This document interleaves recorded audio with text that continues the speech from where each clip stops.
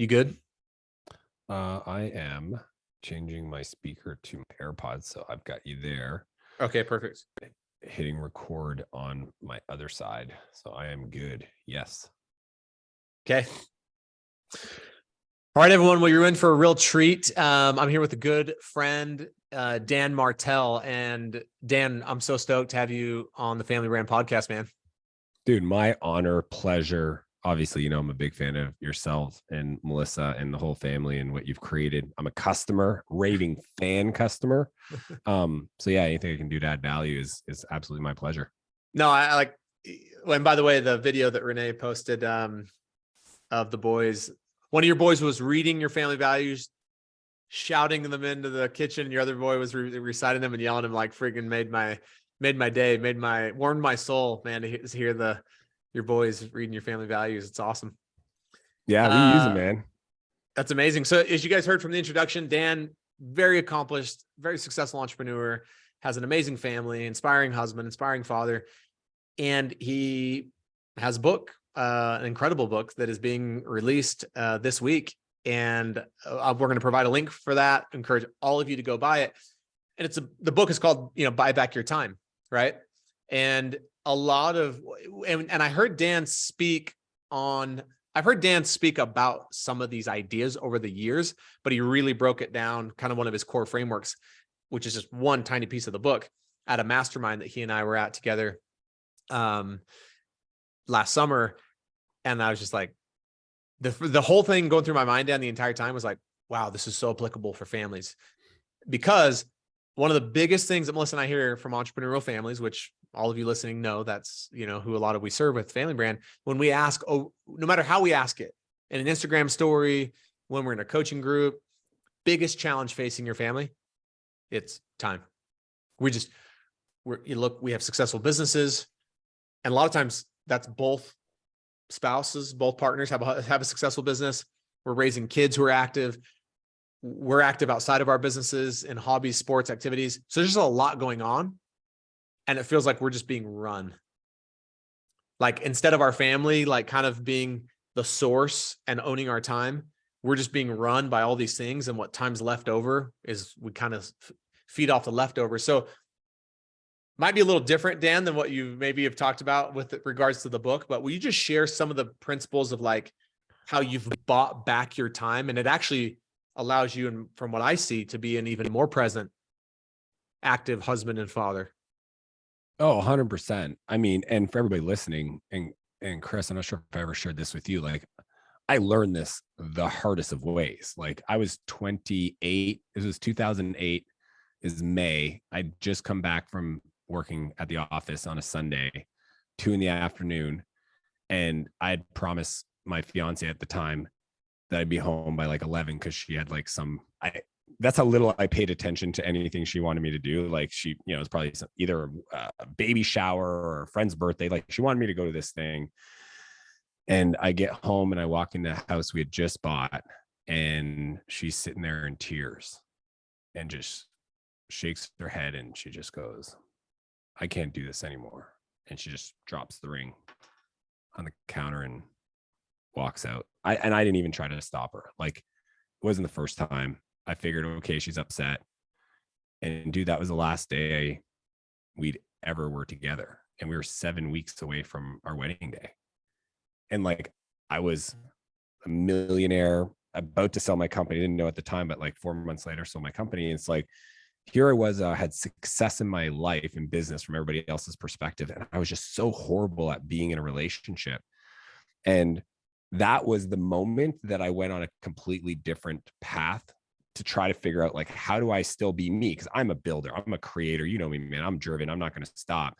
But I also had this desire to be like a family man and have kids and have, really rich relationships with my friends and my family, and like be a great brother and son.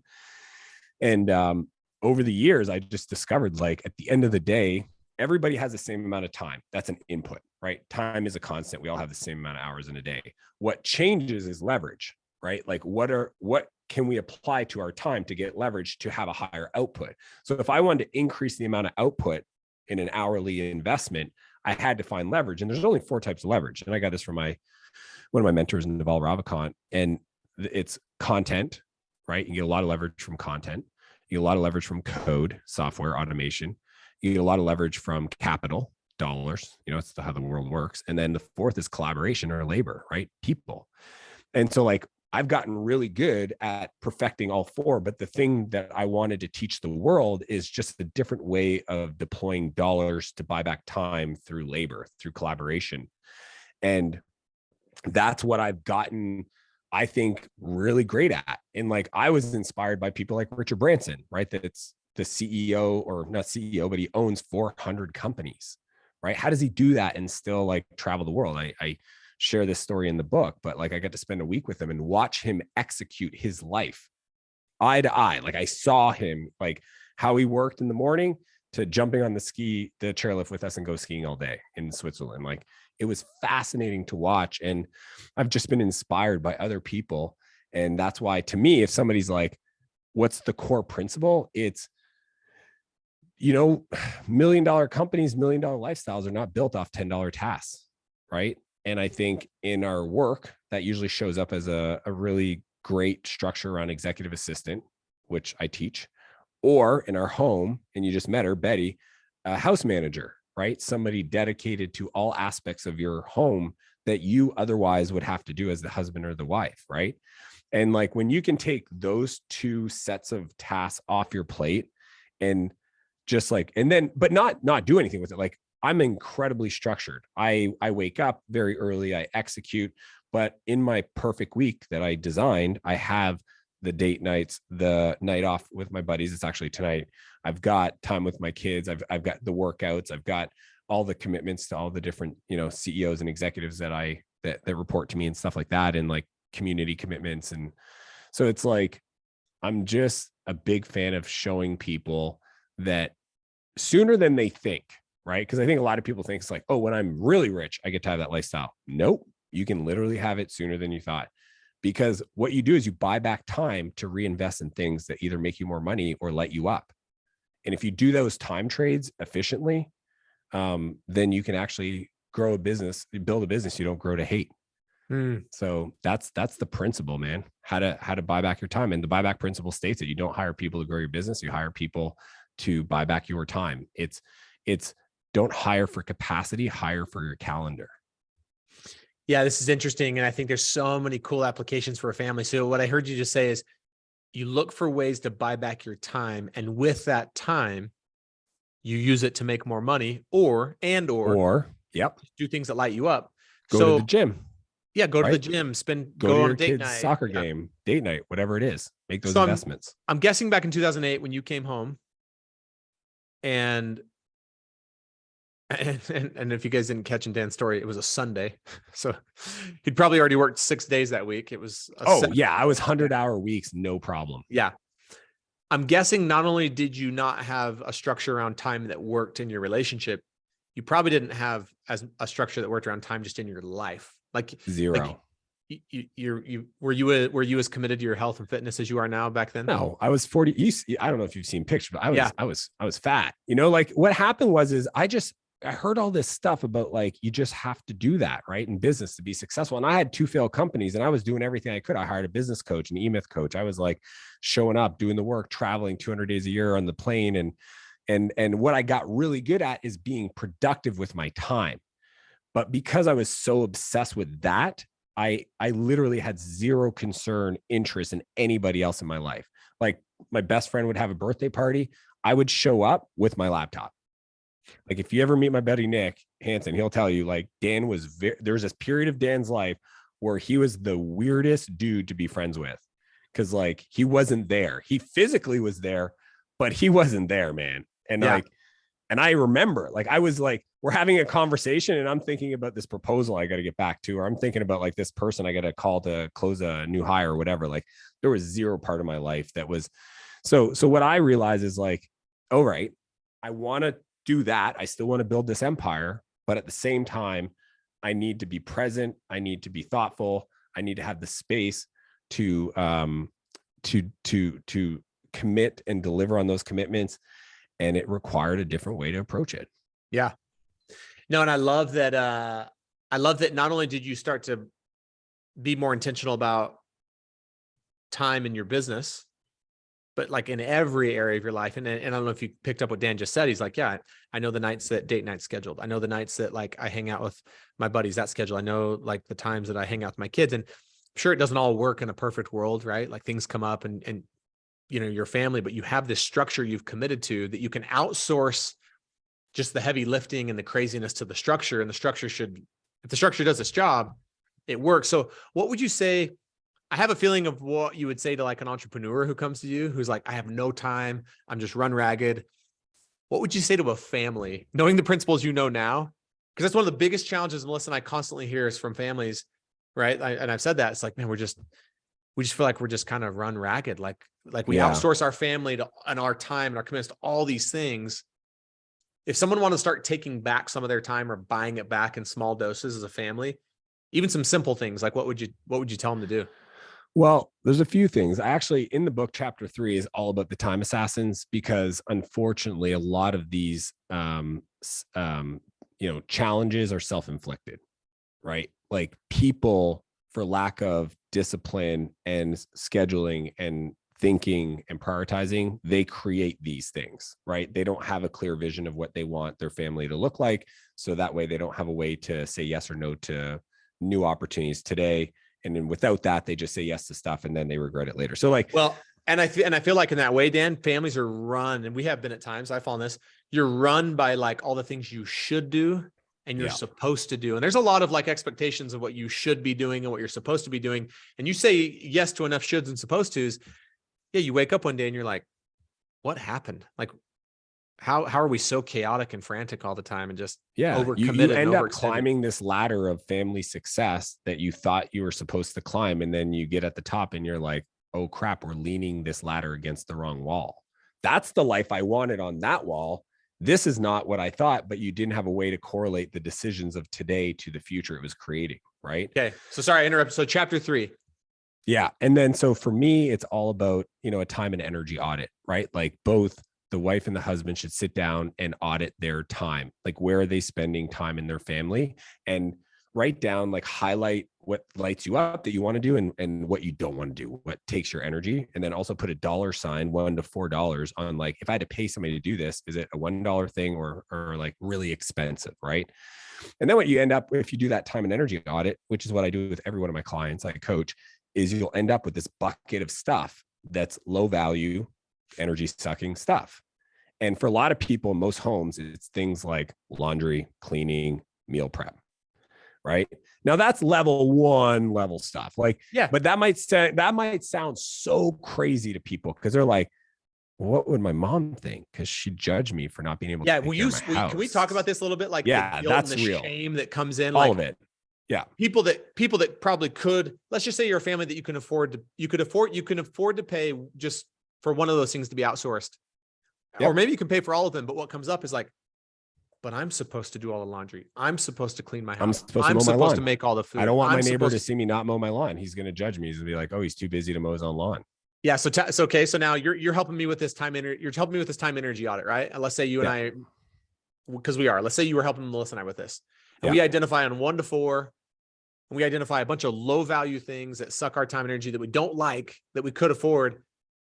And the first thing that comes up for us though is like some of this like guilt and shame. What would my mom think? What do you tell us around that? Well, we double click, but I mean, a few things that I believe that the new beliefs you want to adopt, right, is when you hire people to support you, and that's the language I use, support you, you're creating jobs. So if you want to be if you want to be selfish and like hoard onto that money for yourself and not support your community, then don't do it. But I don't think you're selfish. It's a great perspective. Yes. And that's true. That helped one of my clients, Aaron. His wife was like adamant, I'm not getting a house cleaner. I can do it. I don't want, but yet she would say, I don't have time to go to the gym. I don't have time for my friends. I can't say yes to the lunch I got invited to on Friday. And he was making like, $400,000 a year. So like hiring somebody for a few $100s a week or a month or whatever it is to come in. And guess what?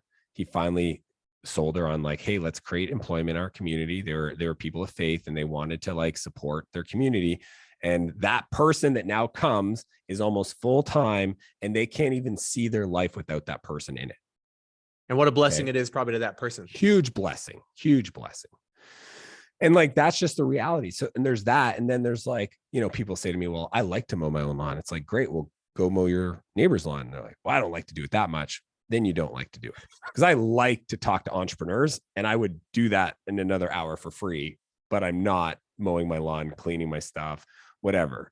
And I'm not So the that's person okay. So that's a really good. So if someone does say, but I like to test whether that's true, it's like, go do your well, neighbors. would you go do all your neighbors' dishes? And if someone's like, yeah, actually, I would just go do it and hang out with them, talk to them. Yeah, like, you're a person of service. That's beautiful. I'm totally game for that. Right. That's awesome. But know when you're saying yes to that, and this is the other belief I would work on you, is all the things you say you want. When you say yes to these things that you know are low value and energy suck, you're saying no to those things. There's no dispute. It's black and white. If you're upset because you don't have time to, you know, do the things to be present for your kids' soccer game, or, you know, do date night or whatever, it's because of these other areas. Right. And like, that you're saying yes to. Yeah. And like, my kids are not going to, who makes their lunches is not going to change anything about how much I love my kid. Zero. Yeah. Right. So there's all these beliefs that we have that we got to kind of work through and double click on. And what I also tell people to kind of help them kind of like start it, it's just 30-day trial. Just do 30 days. Try it. Just try it. Yeah. And take any one of these areas, like, hey, try it. Have someone come in for 30 days and clean your house. Yep. Once every other week for a month. Yeah. Have someone come in and meal prep for 30 days. Yep. And guess what? I'll tell you right away, they're not going to do it as good as you. You're going to find things they didn't do. Here's what I believe: 80% done by somebody else is 100% freaking awesome. And you need to set your expectations. 80% done by someone else is 100% freaking awesome. I love that. So helping people kind of like, you know, I know where they're going to hit these roadblocks and like get them there first, and then like work backwards and just look, at the end of the day, as long as a person's competent. And like, when we hire new people that come into our house, we like try to find 3 qualified people. We run them through a test process and like pick the best person, right? Like when I hired our house manager, we had several options. And like, one of the sneaky things I do is I actually ask to go see their car. And I can tell if I go to somebody's car and it's a mess, you don't have because that's my car. My car's a mess. I need you to not have a mess in your car, because I need you to bring that to my life. Right. So when I found Betty and I said, can I see your car? And I went in her car and it was organized, and she had like those little dividers in her cup holder with little holders, and the trunk had like a box with different, I was like, game on. Like, thank you. So let me ask you about another thing that comes up sometimes when I've talked about this with parents. So like the yard one is a perfect one, right? They'll be like, yeah, you're right. Like, I don't enjoy taking care of my yard. I would totally be providing a benefit and a blessing to hire someone else who does do that, right? Because I'm supporting them. But like, man, what am I teaching my kids about hard work though? And like, should my kids be out, you know, when they get old enough to do the yard? Or like, yeah. So great question. My kids, so this is what's funny. I got this from Shaq. Shaq said this once, and I steal all the time. He said to his kids one day, because they were acting like little ballers, and he said, boys, I'm rich. You're not. Betty works for me. She does not work for you. She will not flush your toilet. She will not pick up after you. She is not making you dinner. Betty helps mom and dad. And Betty, and several times, I love her, but like sometimes just out of frustration, she just does it. I have to like write it down and one-on-one with her every Wednesday. We have like lunch and we do a one-on-one, and I have to like be like, hey, I saw that you picked up the school backpack for Max last Tuesday. Can't do that. Right. I deliberately require my kids to contribute to the home. Just because I have support, I've already done the work. I've earned that level of support. They have not. And when we fly, dude, I fly business, they fly coach. I have no problem. Zero. I've never. We got in trouble the other day because it turns out it's not legal technically. And the gate person was so upset with us. And I was like, and dude, we're talking like I'm like one row in front. And I, because the numbers is like, we were in like seat 4 and then it was like 12, but it's just the way the plane numbering happens. Yeah. And I was like, oh, okay, that's a bit much. I'm sorry. We'll like, one of us will go with the people, one in the back and the front.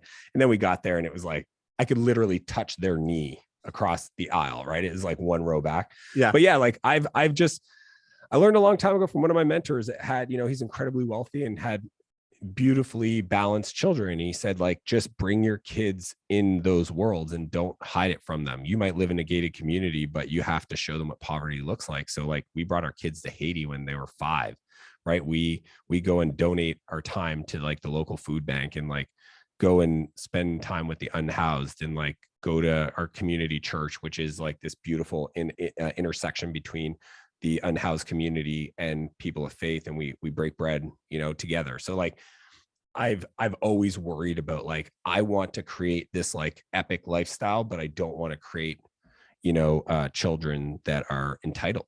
Right. Yeah. And I was always worried because like, I grew up with so much chaos and pain and trauma, and just like, I had to dig myself out of this crazy hole and then like, kind of like work on myself and overcome all these demons.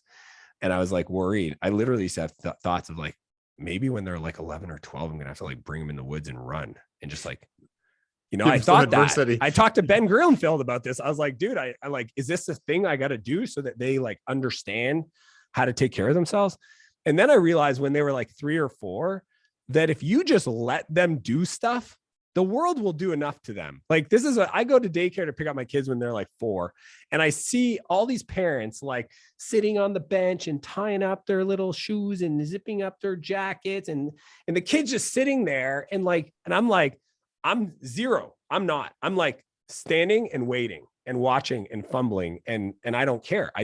I refuse to do it. And I keep telling, everybody around me, like my kids are capable. Yeah. Like they've been cooking their own breakfast for like 5 years. They're 10, like they like young age, probably irresponsibly. I'll be honest with you, Chris, like probably a bit much, but yeah, hot pans and stoves. But I just think like, don't use that as an excuse, right? I think people are worried. Like, I don't want to create that environment. You don't have to, you just got to be more intentional. Yeah. No, but I just love like, cause this idea though, this whole idea of time is like, I think all families struggle with it, but especially you throw in the fact, like if you're an entrepreneur, you own a business, but it's like, and here's what's interesting. And you and I've talked about this before. It's nothing for us to think about investing in our businesses as entrepreneurs. Like it's so much like, dude, if we go to events where we're spending like some serious money, right? Like the last event we hung out, like it's not a charity. Like you pay to go, and yet that amount would cover a house cleaner for a year. But you're right. But to then get that same entrepreneur, or anyone for that matter, to think about making that investment in their family to get back some of their time for their family, they'd just be like, there's just so much a shame and guilt and stories that we make up that get attached to it that just, and like you said, we can't complain about not having enough time over here, but yet we're continually saying yes to things over there that conflict. And that's why I love that idea of just doing a really honest time audit of like time and energy audit. Yeah. Of how are you actually spending your time? And then taking all those things.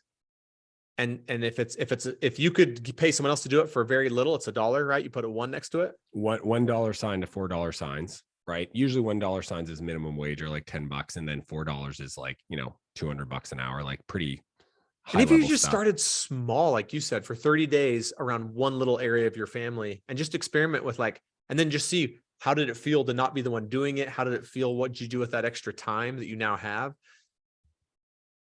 I just think like, I have clients that go all over the board with this, but like the funny one is you mentioned, like I have a client that owns like 7 supercars and he's complaining that he doesn't have time for his kids. And I'm like, your wife's mad at you. It's like, dude, just get a house manager. Like you can afford it. Sell one of your cars. Like who cares? And it's so like, I never thought of bringing what I do in my business. Like that's what people do in business. You hire people to buy back your time. Maybe you're not doing it the way I teach, but that's the fundamental concept of an employee, right? Is to like get more capacity.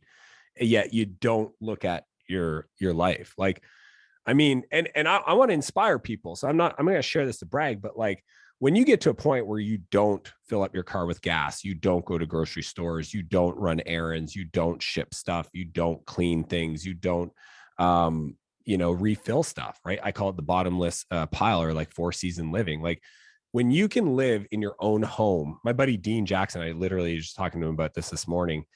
he took this level, this 4-season living, because Dan Sullivan talks about it. And he says, like, I want Babs and I, him and his wife, to live in our own home the way we would live in a 4 seasons, right? If I'm hungry, I pick up the phone and make a call.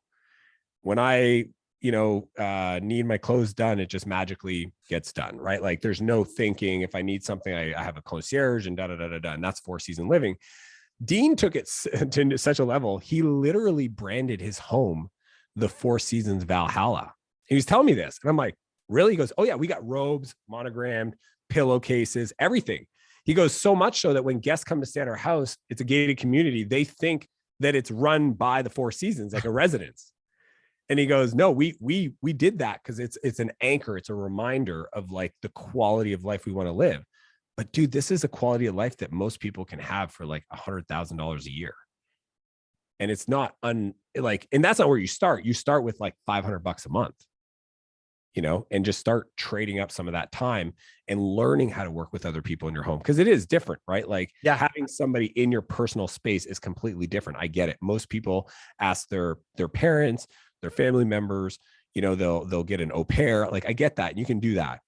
But like when you can, it's funny because I've been doing it for so long that like people are walking in my backyard and I just assume Betty coordinated something. Like I don't even think about it. Like I've been in my hot tub and like some guys come around because he's working on like the pond or something. And like, I'm just like, hey, Bob. And like, we've got it where like she has access to my calendar. So she knows like when I'm doing like my workouts and stuff. So she doesn't schedule certain people around areas I'm going to be like, but these are systems you can create, right? Yeah. It's not a reason not to do it. The first time it happened, I wasn't like, hey, this is not working. I'll coordinate the guy that does the pond cleaning. I didn't say that. I just said, hey, what would we need to change to make sure this doesn't happen again? And we had a creative solution. It's like, hey, here's my calendar. Here's my spots. These kind of things say, don't do this. And I just think it's cool because like, I'll bring up Richard Branson again because I got to spend a week watching him live. Like, dude, check this out. Like, I want people to be inspired. There's levels to this. He has a dedicated executive assistant, Helen, that travels with him all over the world. He has 7 homes. Okay. Luxury homes. Necker, a lot of people know about, but he's got them in Africa and London and Verbier, Switzerland, all the top places you want a home. What's cool is they're actually all hotels. So like they don't cost them anything. So that's cool. Most people don't know that. That was like an unlock for me. I was like, oh, I could own homes and they're income properties, but they're my homes, right? So that was cool. Helen travels with them. He has a 90-minute meeting for breakfast every day. She only brings to him things that she doesn't know how to route. She's been with him for 13 years, so she knows how to deal with most things. He doesn't do emails. He doesn't sit on boards. People that want to meet with them have to come to him. That's another big one, right? So he doesn't go anywhere. I was there when the CEO of Virgin Atlantic took a plane, jet, helicopter to meet with them for about 45 minutes on the patio. And then he came in and he introduced them to all of us. And I asked him, I was like, what were you guys talking about, if you don't mind me asking? And he's like, oh, we just bought these new Airbuses. And I wanted him to know because he doesn't come to board meetings. And I didn't want him to be surprised. I'm like, all right, there's levels to this shit, man. Like I need to bring people to me. But guess what, Chris? I do that now. Somebody wants to meet with me. Hey, come to my house, right? Like I'm not going to meet you for coffee because that's 15 minutes each way. That's 30 minutes. Like I love you and I want you asking for my time. I need you to meet me halfway. I do workouts with people. I organize meals with people. I've had people meet me in airports. It's like, hey man, I'm actually in your city at this time. I'll come out of security. We'll have a conversation and then I'll go back in. Right. So like, but it's just like, it's realizing what, like you're saying, like it is realizing that like a lot of people just, you don't even think about that as a possibility until you see someone else and you're like, oh, like, but it can start like to the smallest level of like, oh, I never even considered having someone else. Meal prep. Like, we had a chef at our house and I don't know, like maybe it was like $20 a meal per person, which sounds like a lot for a lot of people. But like when we looked at like how much we were spending on like Grubhub or like eating out, and also the quality of the meal and the consistency of like the nutrition and like health aspect versus going to a restaurant and, feeling a little wild and going for some pasta and then some dessert. Right. Whereas the chefs, you tell him what you're having and he just makes it. So there's no menu. Right. So it's like, right, this is what it is. It's consistent. So there's all these other benefits and most people don't realize on just like meal prep and like not going to a grocery store, not like all this time you don't consider. And like, you can even, I remember one time, like 6 years ago, we had a woman I found at the farmer's market and she would do the meals for like $12, dude.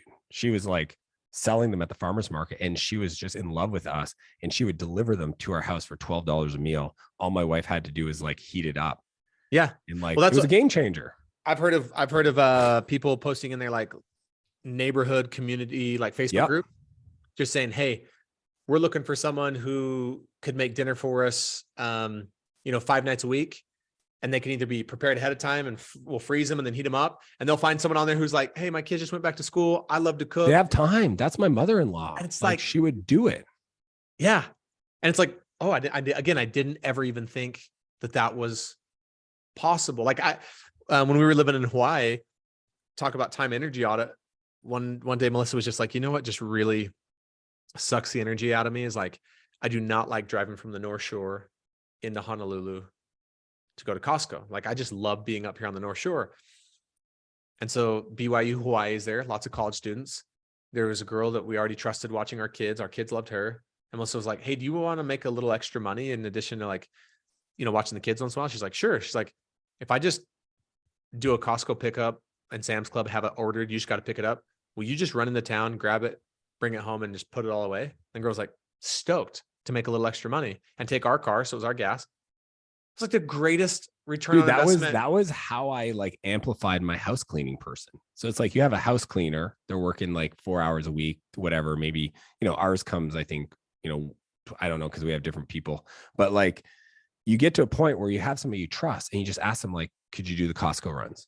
Could you do the groceries? Like now our house cleaner, when we're traveling, she coordinates with Betty, our house manager, that she does the groceries for our house before we get back so that the fridge has what we need the morning after when we land at like 11 o'clock at night. And it's like, there's these little hacks that over time you'll learn that you don't even understand how you got anything done before. Like the amount of time you spend running errands blows my mind. For like, even my brother, one time I was watching him and he was spending like 2 days a week just bringing stuff around, and it was in his business, it was personal. I was like, dude, you just need to hire somebody that's a runner that has a car that just delivers stuff for you and talks to the architects and picks up plans and does this and that. Like, you do not need to do it, man. You're not that special. There's no value you're adding right there. Like, get somebody to do that and take those like 2 days and grow your business. And one of the things you said earlier that I think you said, and look, you can start, you don't have to be at $100,000 a year or never even get there. You can be $500 a month, but even there's, I'm sure there's people who are listening like, yeah, but I can't even wrap my mind around $500 a month. Well, that therein is the opportunity of your mindset of like, okay, maybe I'm not in a position right now to do $500 a month or even $100 a month, but what can I do to create that value to get back? So your mind doesn't go to— That's the time trade. You got to figure out like what would need to be true for me to afford that. The beauty is for a lot of this stuff, I would argue, especially if you work from home, like these are business write-offs, right? Somebody that's helping you in your business or you in your time get more time, especially in your home. If your office is in your home, that's an office manager. It's just called something different. Yeah. So then all of a sudden it's like, okay, well, I'm paying less taxes. If you have any profit in your business, like if you literally made profit above what you paid yourself, that's where that comes from. Like, you don't need that extra thing, buy back your time, but it's a forcing function, right? It's like this belief of worthiness. Like, am I worthy of this? A lot of people don't feel like they are. I got to grind. I didn't earn it yet. I'm going to keep grinding. The other one is this fear of like, I actually don't know what I would do at that time. Yeah. Because right now I'm wasting a lot of time. So that's the other truth, right? When I tell them this, they're like, they immediately know where they're already wasting time. So before they want to hire an executive assistant or even a part-time cleaning person, they're like, I probably should just be a little bit more like disciplined about my calendar because I have the time. I'm just not doing, and it's cool because it acts as a forcing function for people to get really clear. And then if that hits a capacity level, that's when you do this other stuff. Like, you bring people in to support you and create jobs, man, and build new relationships and like mentor these people. Like, every person that's ever, if there's something about me, Chris, that if you spend time around me, it's just the way my energy flows. Those are the people I can do the most things for.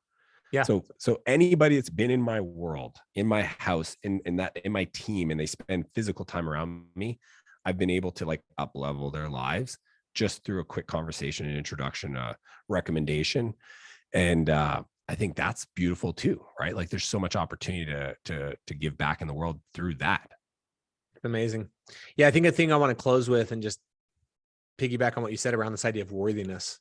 You know, it was interesting because for Thanksgiving, we went down and hung out with Melissa's parents and family, did Thanksgiving with them. And it was awesome. And, you know, because I was out of town, I went to 3 different gyms and just bought a day pass.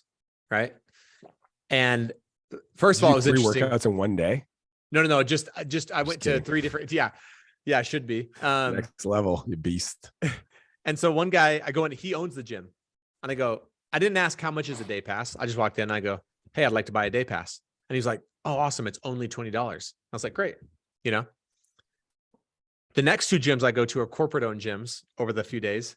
And I go in and I go, hey, I'd like to buy a day pass. And the people working there up front are like, I mean, our day passes are $20. Like, are you sure? Like you know, because most gym memberships, that's about what they are for the month. $40. Yeah. Right? Yeah. And I was like, interesting that the person who owned their gym was like, oh yeah, it's only $20 versus the people. But then the most fascinating part, and I was telling my boys this story last night on our drive home, at that 3rd gym, I'm up there buying my day pass. Another guy walks in from out of town, probably for the holidays, right? Thanksgiving. And he doesn't say, I'm here to buy a day pass. He goes, how much is a day pass?